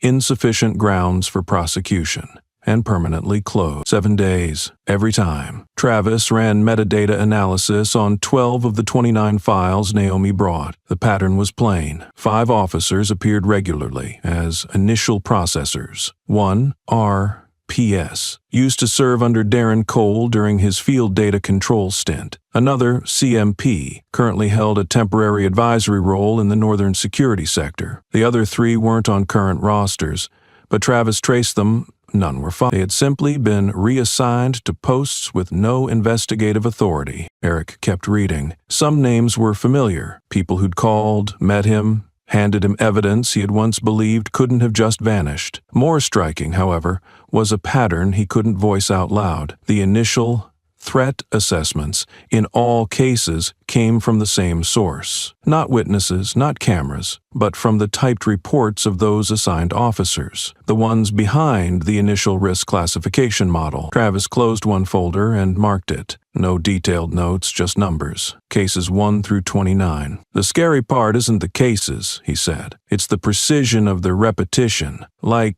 there's a protocol for distorting justice. Naomi nodded. They didn't break the system. They used it as a shield. Eric stood and walked to the wall of case files. He glanced at the victims' photos, then returned to the table, picked up a report, and pinned it beneath a section once labeled "Insufficient Evidence to Confirm Misconduct." Now there was enough. What had been missing wasn't proof, but access. The truth had been locked behind 3 layers of red stamps and something thicker. Silent consensus. No one spoke, but everyone understood. This was a map, not of crimes, but of how they had been structured, so no one had to answer for them. Do you know how many people tried to do the right thing? Naomi asked, while Travis uploaded encrypted versions of the new files. It wasn't really a question, it was a fact. And a warning. Eric didn't reply. Naomi didn't wait. She slid a separate list on top. Over 10 names, mostly junior officers, less than 3 years in service, who had once submitted field reports that didn't match the standard descriptions. Within weeks, they were reassigned. Some promoted to back-effer roles. Some sent to outposts with no civilians, no database access. Some simply disappeared from deployment lists. One, Kay Hines, whom Naomi had worked with, had been moved to a strategic field admin role in a remote mountain zone. The reason listed, unsuitable for strategic alignment collaboration. Do you know what that phrase means? Naomi asked. Eric nodded. It means they wouldn't go blind. No further explanation was needed. The system didn't have to fire anyone. It just removed them from where they might witness the wrong thing. A soft internal exile. No shots fired, no press coverage, no formal charges. Just silence. Travis cross-checked changes made to incident reports after these non-compliant officers were removed. The patterns were undeniable. Descriptions like hostile behavior, ambiguous gestures, suspicious returned consistently, while others, no clear threat, reasonable reaction, further observation advised, disappeared entirely. The system hadn't changed policy. It had changed authors. For the first time, Eric printed the names of those reassigned, not because they were wrong, but because they wouldn't twist the truth. He pinned them beneath the confidential section. Not beside the victims, but under the paperwork that silenced them. They weren't arrested, he said. They weren't investigated, but they weren't allowed to stay where they mattered. Naomi was quiet, then added, I once asked outright why Hines was removed, even though he had no complaints. His supervisor just smiled and said, he looked too long at things we didn't need to see. That was when she realized she was standing on the same edge. Eric looked at the list. 13 names. 13 times someone chose to do the right thing and ended up in places where no one listens. He wrote by hand above the list those who kept victims from appearing, but were removed before they could become a voice. Not to glorify, not to call them back, but so the system and those watching would have to face the truth. Justice doesn't always fail because the wrong win. Sometimes it fails because the right people aren't allowed to stay. 3 days after the hearing, the doorbell at Eric's apartment rang for the first time. A woman in her 50s wearing a beige coat stood holding an old document bag. She didn't introduce herself, didn't ask if Eric had time. She simply handed over the paper bag and said, her voice hoarse, my son's file. He was beaten in 2008. I filed a complaint, but they said there was no video. I know I can't sue anymore, but you're the first person I've seen who calls it what it is. Later that day, a handwritten letter arrived in the mail. No return address, but enclosed were 4 copies of medical reports, a photo of a bruised arm, and a note that read, "I don't need recognition. I just need a place where the truth can be laid down." Naomi, who was temporarily managing incoming information, tallied the numbers. In 1 week, they received over 60 messages from people who had lived in conflict risk zones under the Gardex model. Many of the cases were no longer legally actionable, either because they happened more than a decade ago or the witnesses were gone. But the strange thing was, nearly half of those people had once filed complaints and had their cases closed with the explanation no witness available. Now they were coming back, not because they believed the system had changed, but because, for the first time, someone inside the system wasn't speaking its language. A young man, once a high school student in South Grove, sent Eric an old audio recording he made at 17, capturing an officer demanding, "Delete the clip if you don't want to be held for interfering with law enforcement." In his note, he wrote, "I used to think I was a coward, but the day you asked what was the description,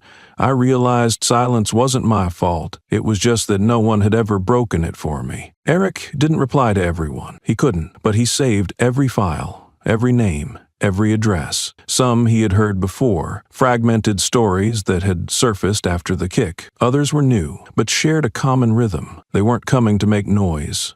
They just wanted to be acknowledged. Naomi was the first to notice something crucial. Most of the people returning weren't those who had willingly withdrawn their complaints, but those who were pushed, with lines like, "This isn't enough to open a case," or "Filing this might backfire on your family," or worse, total silence from the system. Now those same people were stepping forward, one by one, slowly but unmistakably. Travis suggested storing everything in a separate folder, triple encrypted. Eric agreed, but insisted no names on the wall, no placing them in the witness map, no labels like victim. This time, he wouldn't represent them. He wouldn't speak on their behalf. He'd do one thing: open the door, and keep it open for whoever chose to walk in. In the old room, once used for mapping witnesses and reconstructing truth, there was now only a small table. On it sat a black, rubber-encased hard drive, unmarked,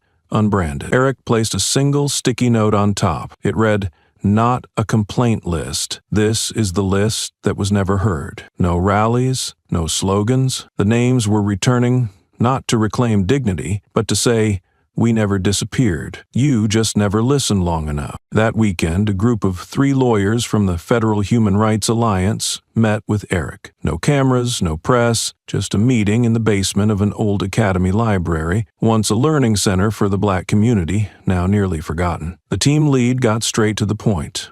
"We want to file a class action suit, not just against Darren, but against the entire system that allowed civilian data to be extracted and reformatted into unlawful surveillance." They didn't ask Eric to be a spokesperson, didn't want him on TV. They only wanted one thing: for him to be the lead plaintiff, the one who, in legal records, would be listed as Individual 0, the origin, not because he was the most harmed, but because he was the first to know and still chose to act. Eric didn't give an answer right away. On the way back, he asked Naomi, "If you could go back, would you send that report?" She didn't hesitate. "Yes." Then she looked up. "But I don't know if I could have handled everything that came after." Travis was more pragmatic. He laid out the likely scenarios if Eric chose to release the full data set: tax audits, bank scrutiny, data trail investigations, accusations of illegal disclosure. "If we go public," he said, "they won't just go after Darren.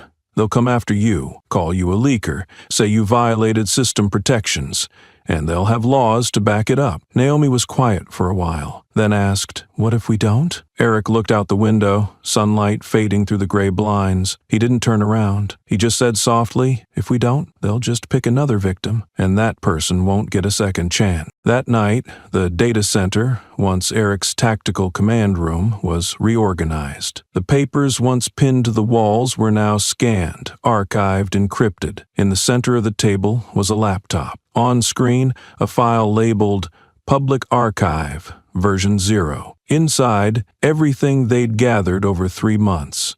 Old complaints, Reggie Holloway's report, Naomi's notebook, Darren's records, repeated high-risk profiles, and testimonies submitted after the hearing. Travis locked it down, triple-layer encryption, intrusion proof, formatted to open on an open-source public archive. One more click, and the first version would go live. No commercial platform, no server that could be taken down. A truth vault, once released, impossible to erase. Eric sat in front of the screen. No one rushed him.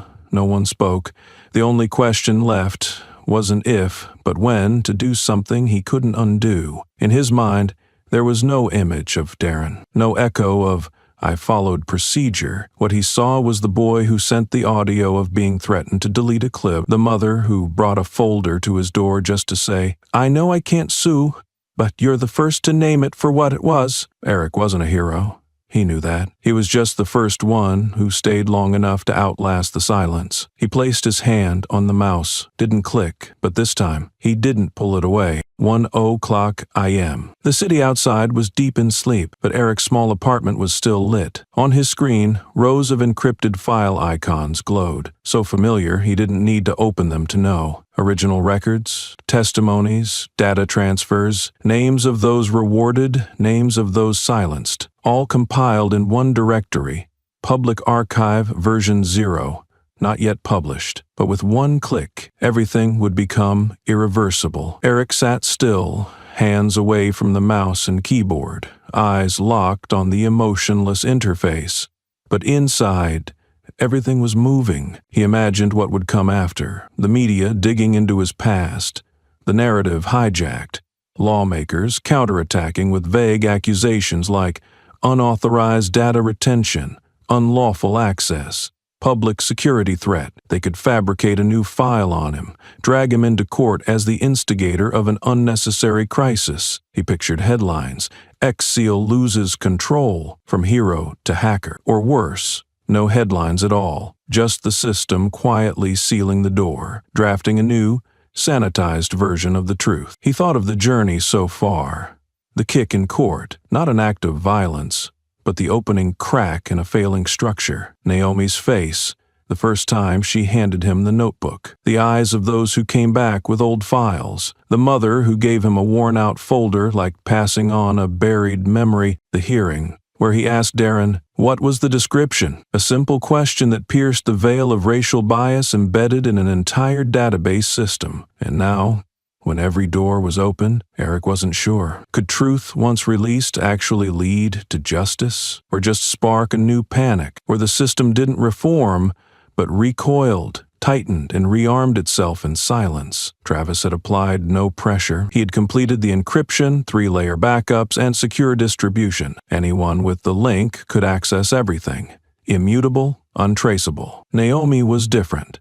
She stood in front of him as he slowly closed the window, saying just one line, "I'll follow whichever way you choose." And Eric understood. They weren't waiting for orders. They were waiting for the one man who knew best what he held, to decide if he could live with the cost of releasing it. That cost wouldn't necessarily be prison, but it would be loss. It would be the threat that followed everyone near him. The chance that an entire campaign to expose the city's machinery could collapse into chaos if the public couldn't endure the full journey. And if that happened, who would be accountable? Eric looked again at the icon, version 0. His hand touched the mouse but didn't click. He wasn't trembling, but what he felt, standing at the border between dark and light, wasn't fear, it was clarity. To cross that line meant breaking every scaffold society leaned on, and the question was no longer should I, but am I ready to be the one who tears down everything people still believe in, to rebuild it right? Behind him, the wall clock ticked softly. A draft slipped through the cracked window, carrying the last chill of the season. A city still asleep, but one click, and nothing would be the same. 2:11 a.m. After 3 hours of staring without deciding, Eric stood up, stepped onto the balcony. The glow of street lights filtered through the fogged glass. No alarms, no sirens, but in his head, every thought moved slowly, heavily, as if each one needed permission to exist. He stepped back inside, pulled out an old phone from a drawer, inserted a backup SIM, and disconnected from any work network, containing only one contact, Mom. She lived in another state, long retired, disconnected from politics, unaware of much beyond a viral clip that once prompted her to call and ask only one question: "Are you okay?" Since then, she hadn't asked again, but she always waited for her son to reach out, like she had since he was 8. The call began without greeting, just one long tone. Then her voice came through, not sleepy, not surprised. "Eric," he paused, then spoke. No warm-up, no filter. "If exposing something means the whole city loses faith in the system, should I do it?" Silence followed.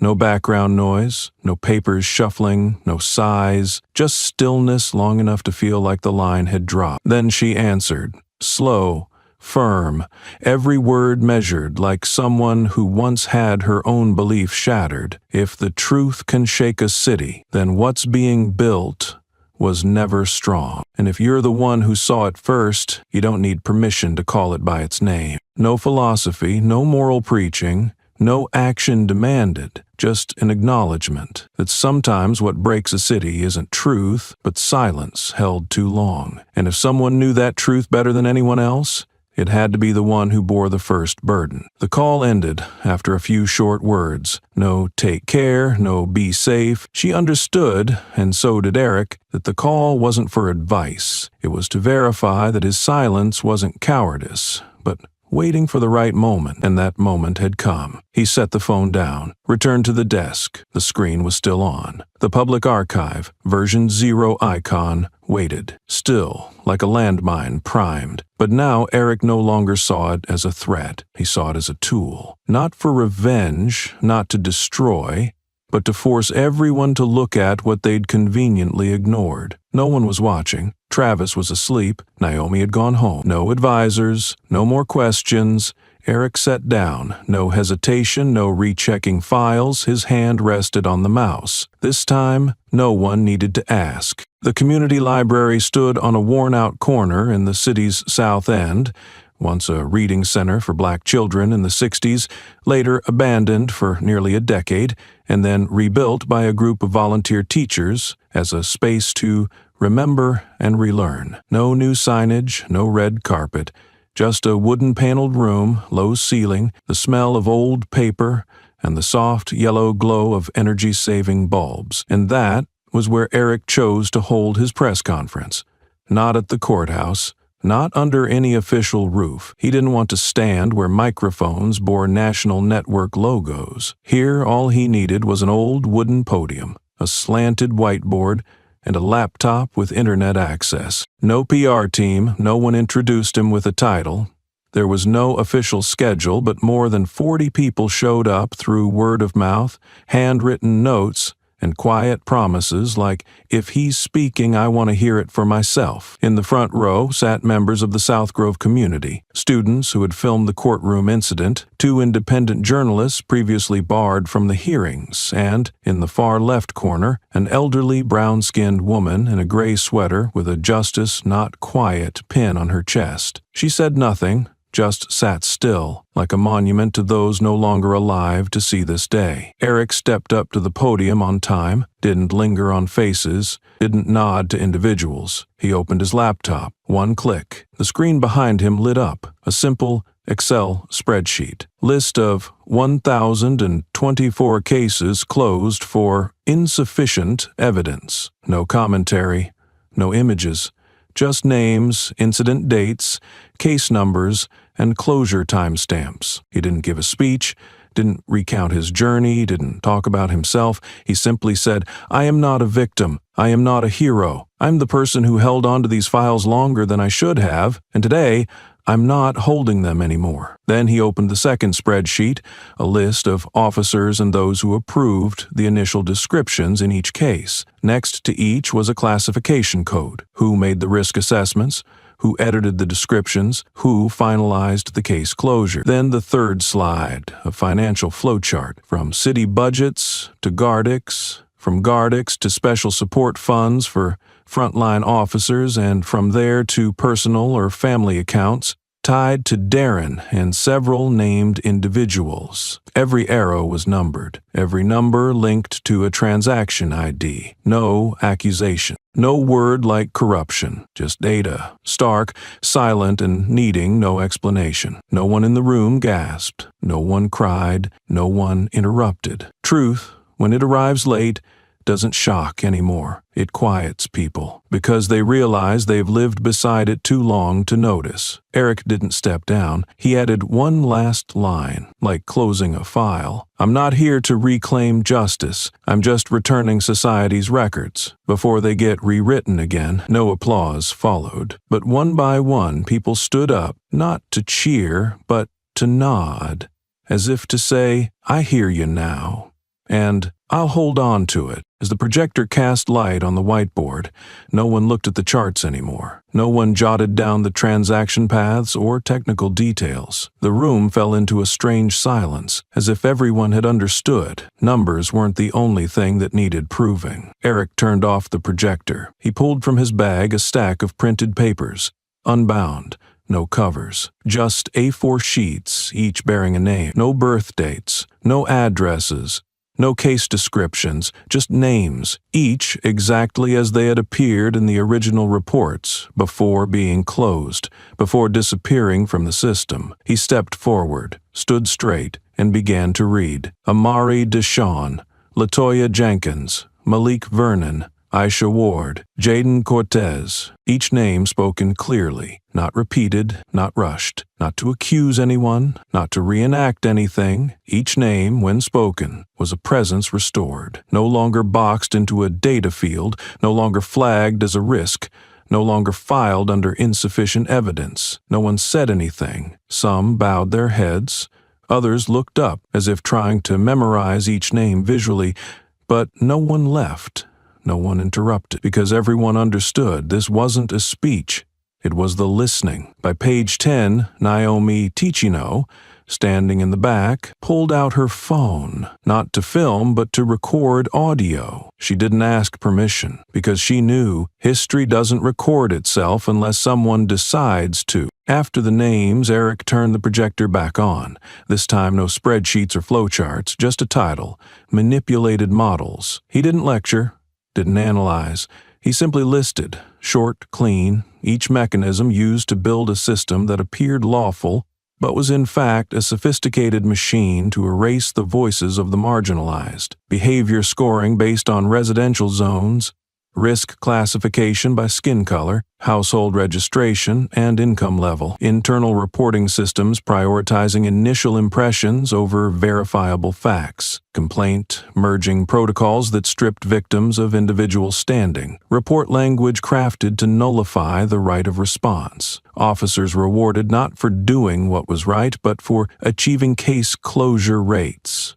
By forcing cases shut. He projected each item, no further explanation, no labels like systemic bias, no named perpetrators. He simply laid out the records, then stepped back from the podium as if to say, "I'm not here to teach, I'm just peeling the tape off a box we've all seen but never dared to open." When the press conference ended, no questions were asked, but no one left right away. Some asked for printed copies of the names. One person volunteered to read names at the next event. Naomi stayed still, phone still recording, as if stopping would let the silence creep back in. Eric looked around the room, then turned back and spoke one final sentence. Not to stir emotion, but like stamping a file with its last official seal. "I'm not demanding justice, I'm just giving society back its own records before they get rewritten again." After Eric's public press conference at the community library, everything shifted without needing a single command. Within 72 hours, the Federal Oversight Committee issued a special directive to reopen all citizen behavioral data files from 2018 to 2022, appointing federal judge Evelyn Rhodes, who had previously presided over Eric's hearing, as the lead judge for an independent inquiry into data manipulation and abuse of authority. The first name on the subpoena list, unsurprisingly, was Darren Cole. That morning, he arrived on time. Light gray suit, black tie, clean-shaven face, eyes locked on the bench. Beside him stood two private attorneys, not department counsel. Anyone who knew him would have recognized the posture. Slightly leaned back, fingers interlaced, gaze gliding across the room, as if still in control. It was the same posture he'd used to dismiss complaints, confront Eric, or call surprise audits no one dared question. But the courtroom that day no longer belonged to him. The federal prosecutors came with a towering dossier, payment flows from Guardix, redacted internal reports, audio testimony from Reggie Holloway, and, most damning, a side-by-side analysis of nearly 300 civilian files with uncanny similarities, matching risk language, identical file closure speeds, and the same final reviewers appearing over and over. A masked witness, later confirmed as a former department administrator, testified, "I was ordered to convert frontline officer reports into a standardized template to artificially justify the risk scores." The order came directly from Mr. Cole. When that sentence was read, there was no gasp, but the atmosphere changed. A new kind of silence emerged. Not fear, but collective recognition that what had once been suspicion had now taken shape. Darren didn't react right away. He tilted his head, whispered something quickly to his attorney. The defense lawyer stood, trying to dismiss the witness's testimony for insufficient administrative verification. But before the second argument began, Judge Evelyn Rhodes interrupted, calm but sharp, as if waiting months for this exact moment. The court finds reasonable grounds to believe the defendant directed the manipulation of investigative data and influenced witness statements. Under special judicial authority granted for this independent hearing, I issue an immediate arrest order on 2 preliminary counts: witness tampering and destruction of federal investigative documents. Just one sentence, under 10 seconds, but it sliced cleanly between 2 eras of truth, what the system once allowed and what it could no longer hide. The marshals stepped forward without force or urgency. They didn't need to. The order had been issued in full view, under federal authority, before more than 100 observers, media, legal reps, officials, and public witnesses. Darren Cole, the man who once dictated internal narratives around civilian threats, rose from his chair, voice raspy but steady. "I'm the one being betrayed. I followed orders." "We all did," he shouted. His words, flung across the room, were meant to intimidate, as they once had. But this time, no one moved. No one objected. No one reached for a phone. No one lowered their gaze. They just stared, like watching a shadow finally caught by the light. The officers reached him. One took his wrists, the other read out the charges again: witness tampering and destruction of federal investigative documents. As the handcuffs clicked shut, Darren turned once more to the crowd, eyes bloodshot, repeating, "I was set up. I was following procedure." But the sound of metal locking was crisp and final. He no longer had the right to speak unless spoken to. The media didn't wait for the evening news cycle. Within 6 hours, images of Darren in handcuffs being escorted out of the courtroom were everywhere. Cameras captured the instant his step faltered on the courthouse steps, where he had once stood watching others walk in under his judgmental glare. The headline raced across the country: "The man who shielded the system, abandoned by it." Below it, the caption read, "Darren Cole, once praised for field efficiency, formally arrested in federal court on 2 preliminary charges." There was no image of Eric, no quote from the investigation team. None was needed. Eric wasn't there that day. He didn't need to be. Everything that needed to be said had been said. Everything that needed to be submitted had been submitted. This was no longer a battle between him and Darren. This was the system swallowing its own creation. Elsewhere in the city, Naomi sat alone in her small apartment. On the screen before her was a local news live stream. No audio, just a still shot. Darren being led away, shoulders squared, eyes darting. Alone, no rank behind him, no uniform, no shield. For the first time, he was simply a man, bare before the law, stripped of every layer he once used to silence others. Naomi didn't cry. She didn't smile. She simply watched, eyes focused as if burning the image into memory. Not to celebrate, but to confirm that she had lived long enough to see someone who silenced others left screaming for himself and finding no one to echo it back She muted the feed, then whispered a sentence, one only she could hear and not through any broadcast. For the first time, I've seen someone who can no longer deny he's no longer the center of the truth. The week after Darren Cole's arrest, Eric Kane's name appeared on front pages again, but this time, not as a truth teller or the witness who was assaulted in court. This time, it was the city government, under pressure from public outcry and temporary federal oversight, announcing the formation of a special reform council on administrative data and civil rights. The nominations were sent quietly but deliberately. At the top of the list was his name, Eric Kane, witness, whistleblower, quiet symbol of resistance. The invitation arrived at Eric's home in hard copy, with a handwritten note. We believe that you, with what you've endured, could serve as an ambassador of justice in our effort to rebuild trust. Eric read it once, folded it, set it down. He wasn't angry, didn't feel honored, just the sense that something was being placed on him that he never asked for. Naomi was the first to ask, "You're really going to decline?" Eric nodded.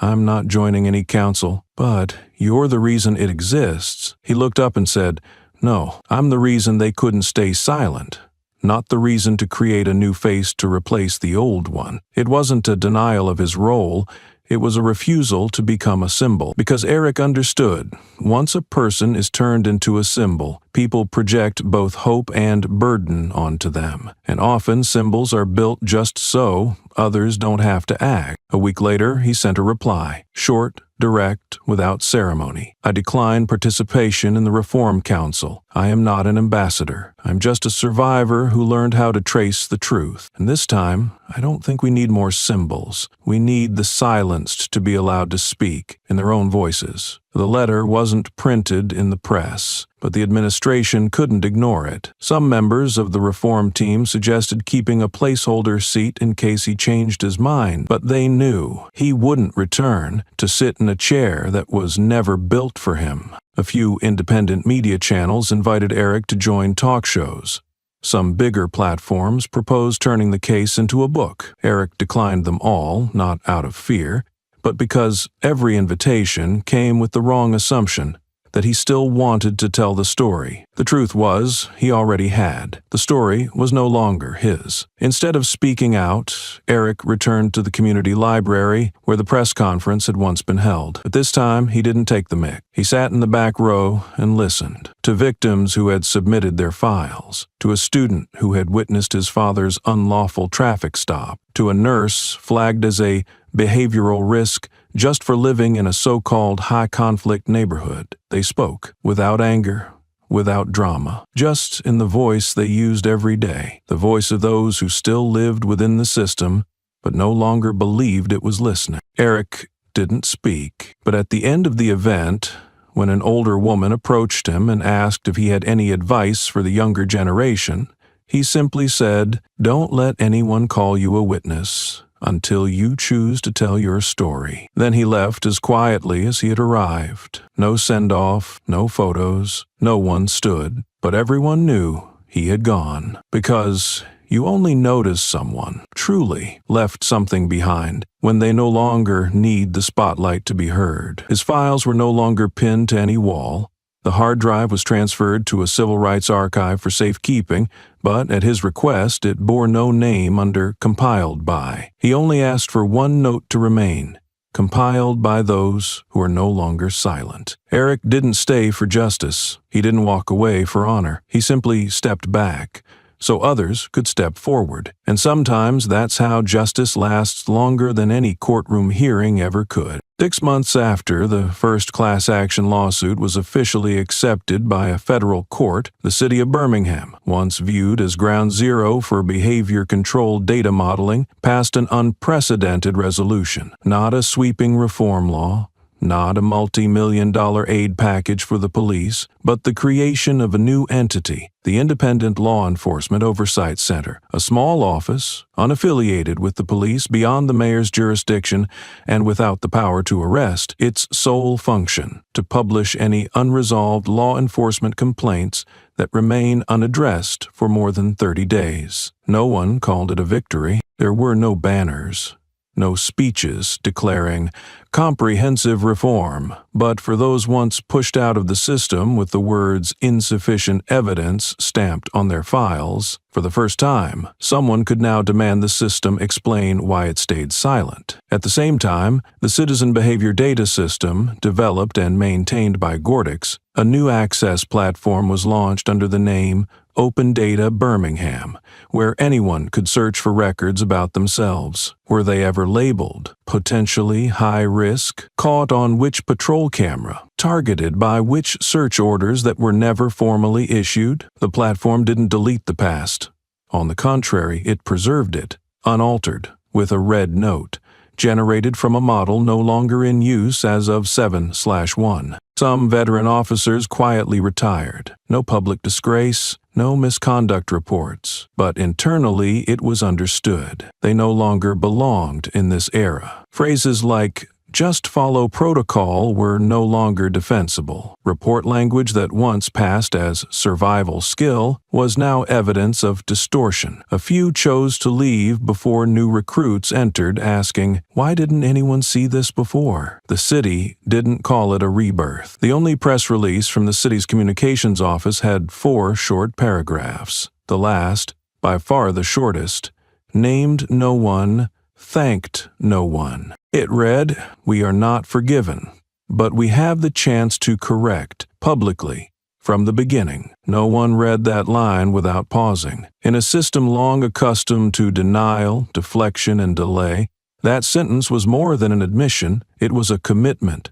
That truth would not be shelved again, and at the center of the American map there was a city, once defined by a courtroom kick, now learning how to check its own pulse. Not because it had healed, but because it couldn't survive another day pretending it was healthy. When the first cohort of new officers began training, there was no opening ceremony, no band, no slogans. The recruits, many people of color, many from the very neighborhoods once red-zoned by the old behavior prediction maps, entered the Birmingham Police Department's classrooms, unsure they belonged. They came not to prove anything, but because they'd once lived on the other side of the badge. The curriculum had been completely redesigned. No crowd control simulations, no rapid suppression training.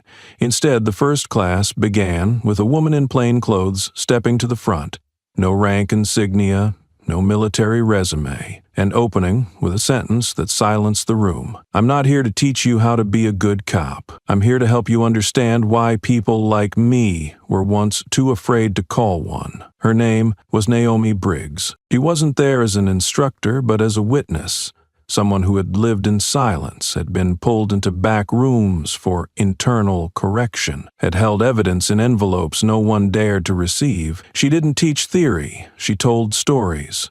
Each one real, each one missing from the official reports. And at the end of every session, she repeated a single principle. If you write one sentence wrong, someone out there may lose the right to live under their real name. No one labeled this class of cadets as a reform generation. No news crews followed them. But for the first time, the city chose not those who fit the department's culture, but those it had once failed to protect. These recruits carried not pride, but something heavier: responsibility. Eric Kane's name was not in the syllabus. No class was named after him. No lecture quoted him. But in the hallways, he was mentioned, not as a role model, but as a timestamp. That started during Kane's time. That's what they said before returning to their case studies, rewriting scenarios once considered standard protocol. They didn't need to know if he was watching. They didn't need him to be a symbol. They only needed this truth. If he once dared to break the silence, then they, learning from that moment, had no right to compromise. In the final session, a young cadet, thin frame, deep eyes, stood and asked Naomi, "Could it all happen again?" Naomi paused, then answered, not with theory, but with the lived knowledge of someone once cast out. "Yes, if you forget why you're here." That answer needed no elaboration. They understood. Truth does not survive in one person's hands alone.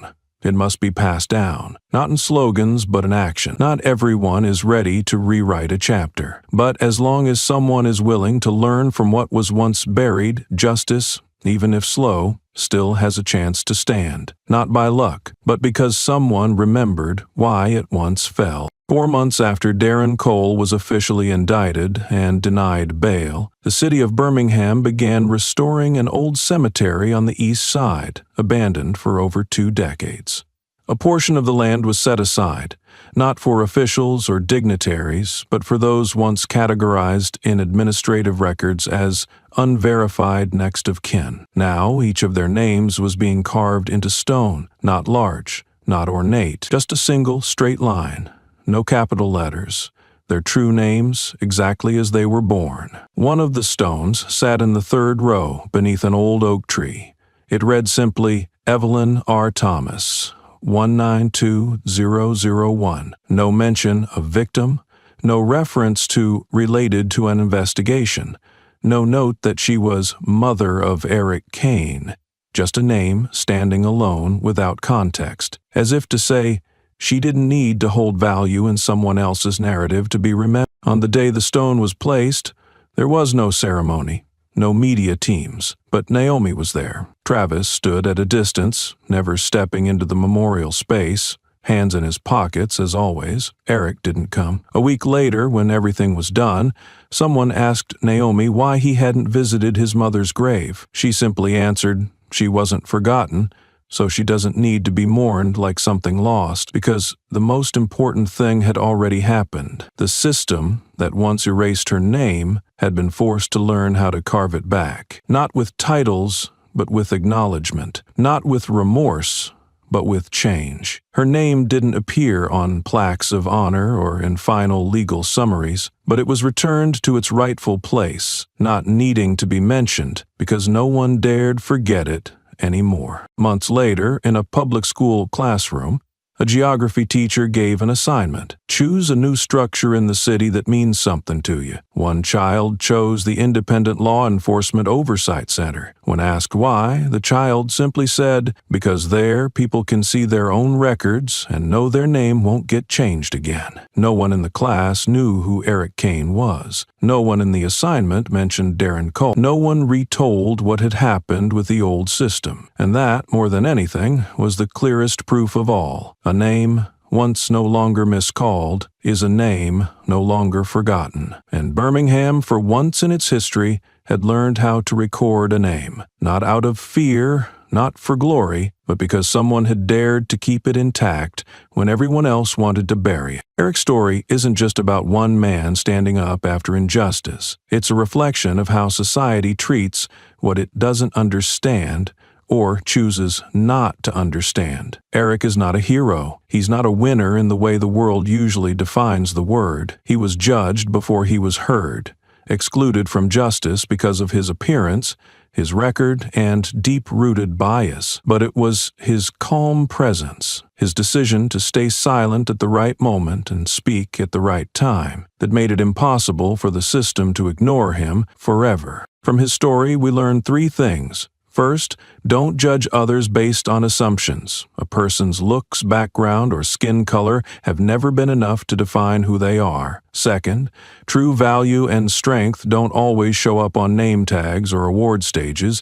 They show in how someone acts when no one is there to defend them. And third, the most important, justice always has a way to win, but it needs people willing to carry the truth until the end. Eric didn't win by power. He won by refusing to be turned into a hollow symbol. He let the truth speak, and the truth, no matter how many times it's buried, will always find its way back. Take a moment to reflect. Have you ever been misjudged just because someone didn't understand you? Have you ever felt dismissed or overlooked, but eventually proved quietly, firmly, that you were more capable than they thought? If so, you're not alone. And if not, then maybe this story is the reminder you need to see others without bias and to see yourself with fairness. If something in this story moved you, share it. Someone out there might be waiting for a reason to believe their voice still matters. And don't forget to follow for more stories that inspire, because change often begins with just one person who dares to break the silence.